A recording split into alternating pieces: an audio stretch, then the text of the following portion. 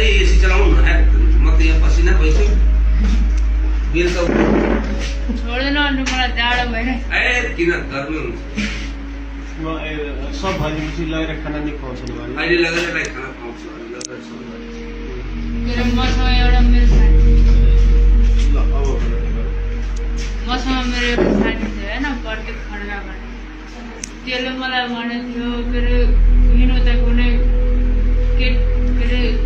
सानो बच्चा छ भने त्यसलाई किडन्याप गरेर सेक्स गरेर नि मारिदिने भनेछ अनि त्यो त उता भाग्यो घर अनि घर भागेपछि म त्यही बसेँ नि त यो गर्ने बेलामा तिम्रो दुईजना थियो को प्रदीप खड्का के तिमीसँग काम गर्छ कि होइन ऊ पढ्छ ऊ पढ्छ कहाँ बस्ने कता हो ऊ पनि सिमरामै हो सिमरामै बस्ने हो घरभन्दा कति टाढा बस्छ हो तिम्रो मेरो घरभन्दा 10 मिनटको बाटो 10 मिनटको बाटो छ त्यो दिनको बिहानदेखि घटना बताऊ त बाबु साँचो साँचो के भयो जसले हामी दुईजना त्यसलाई लिएर आयो होइन यता तिमीले भन्यो नि त्यो दिन बिहान म वीरगञ्ज आएँ के भयो पत्लाबाट वीरगञ्ज गएर वीरगञ्जबाट स्टाफ पुऱ्याएर अनि घर आयो नि अनि त्यसलाई पनि लिएर आयो म सिमराबाट उठाएँ त्यसलाई आफ्नो साथीलाई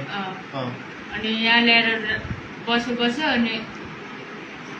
हामी दुईजना मन गऱ्यो सेक्स गर्न होइन अनि के अरे हामी आयो यता अनि त्यो बच्चाहरू खेलिरहेको रहेछ हामी खेल्न गएको होइन बच्चाहरू खेलिरहेको रहेछ अनि त्यहाँबाट चक्लेटको लालच दिएर कतिजना बच्चाहरू खेलिरहेको थियो 3 जना थियो 2 जना केटा थियो एउटा केटी थियो अनि केटी चाहिँ यही डर के अरे गढीमा रहेछ पहिलेबाट चिन्थ्यो त्यो नानुलाई चिन्दैन थियो जबदेखि त्यो गाडी चलाउन थाल्यो नि अनि कहिले काहीँ गाडीमा के अरे खेल्न आउँदो रहेछ त्यो खेल्न आएको समयमा म हुँदैन थिएँ त्यहाँ अनि के अरे अस्ति चाहिँ भेटाएको थियो अनि त्यसलाई नि गर्न मन लाग्थ्यो घरमा कोही पनि थिएन त्यसको नि कोही पनि थिएन मेरो नि कोही थिएन लिएर आयो जति मन गर्यो चक्लेट किन्यो अनि त्यो त्यहाँबाट भन के भयो चक्लेट किनेपछि अनि त्यसलाई लिएर गयो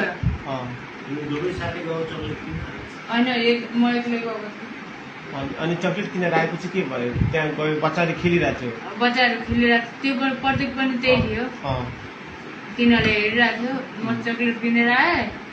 अनि चक्लेटको लालच दिएर लिएर गयो त्यसलाई अनि दुईटा भाइहरूले के गर्यो